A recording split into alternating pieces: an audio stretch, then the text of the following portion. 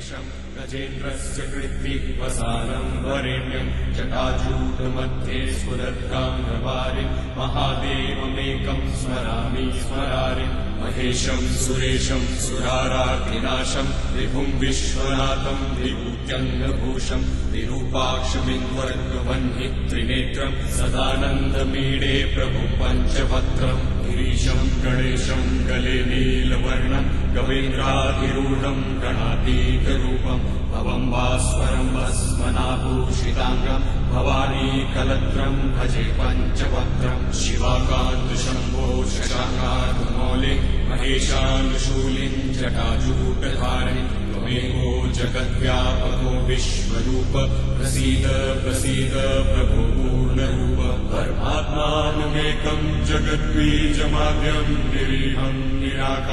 निराकारमोकारवेद्यं यतो जायते पाल्यते येन विश्वं तमीशं भजे लीयते यत्र विश्वं न भूमिर्न चापो न वह्निर्न वायुः न चाकाशमास्ते न तन्द्रा न निद्रा न ग्रीष्मो न शीतं न देशो न वेशो न यस्यास्ति मूर्तिस्त्रिमूर्ति तमीडे अजं शाश्वतं कारणं कारणानां शिवं केवलं भासकं भासकानां तुरीयं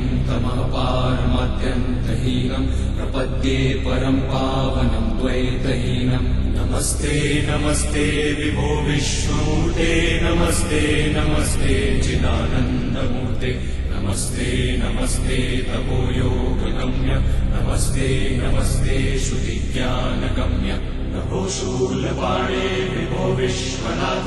महादेव शम्भो महेश त्रिनेत्र शिवाकान्त शान्त स्मरारे पुरारे वरन्यो वरेण्यो न मान्यो न गण्यः शम्भो महेश करुणमये शूलपाणे गौरीपते पशुपते पशुपाशनाशे काशीपते करुणया जगदेकदेकस्त्वं हंसि पासि विदधासि महेश्वरोऽसि तस्मै नमः परं कारणकारणाय दीप्तोज्ज्वलज्वलितपिङ्गललोचनाय नागेन्द्रहारकृतकुण्डलभूषणाय ब्रह्मेन्द्र विष्णुवरदाय नमः शिवाय श्रीमत्प्रसन्न शशिवन्नगभूषणाय शैलेन्द्रजापदनचुम्बितलोचनाय कैलाशमन्दर्महेन्द्रनिकेतनाय लोकत्रयाग्निहरणाय नमः शिवाय पद्मावदातमणिकुण्डलगोवृषाय कृष्णागरुप्रचुरचन्दनचर्चिताय भस्मानुशक्तविकचोत्पलमल्लिकाय नीलाब्जकण्ठसदृशाय नमः शिवाय लम्बतसपिङ्गलजटामुकुटोत्कटाय दंष्ट्राकरालविकटोत्कटभैरवाय व्याघ्राजिनाम्बरधराय मनोहराय त्रैलोक्यनाथनमिताय नमः शिवाय दक्ष प्रजापति महामखनाशनाय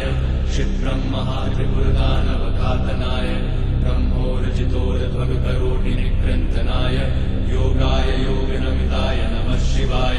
संसार सृष्टिघटना परिवर्तनाय रक्षः पिशाचगणसिद्धसमाकुलाय